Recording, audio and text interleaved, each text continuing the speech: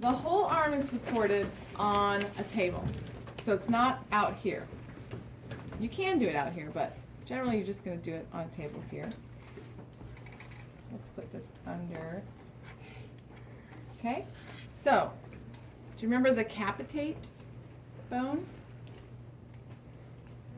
It's a carpal bone, right? We know that at least. Is it in the first row or the second row? Second row, most distal row.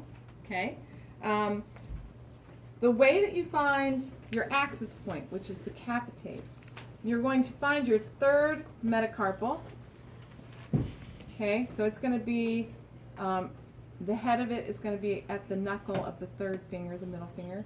Follow the shaft down to the base, and then you'll kind of come into, it's almost like a little bit of a dip.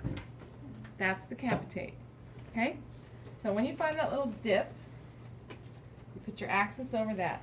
Your stationary arm is midline of the forearm, so you just kind of eye that. And then your movable arm is going to be with following the third metacarpal. Not the fingers, because the fingers can keep going when the metacarpal is not going. And we're not measuring movements of the fingers, we're measuring straight wrist motion, okay? So then what I would like you to do is to bring your hand towards you.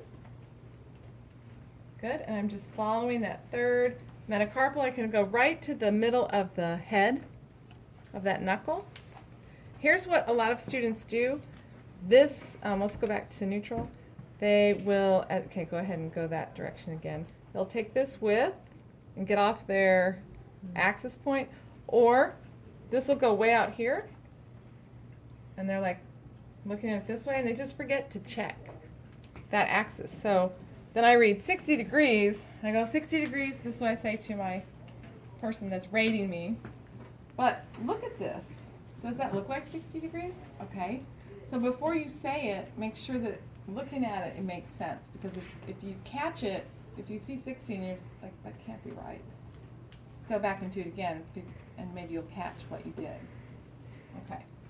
So that would be, let's go ahead and do it again. She's got 30 degrees. What's normal? 20. Okay. And then, just thinking about how dirty my fingernails are in the video after the massage lab. I don't care. All right. So, passively, I would get underneath the hand and support the whole hand. I would hold the movable arm, and I would passively take her. Okay? Then we can, so that's radial deviation. All right? Ulnar deviation, everything's the same. You just go in the opposite direction. Bring your hand, your pinky towards me as far as you can. Okay? She's got 38 degrees. Okay? On this goniometer, it doesn't have hash marks for single degrees. It goes 5, 10, 15, 20.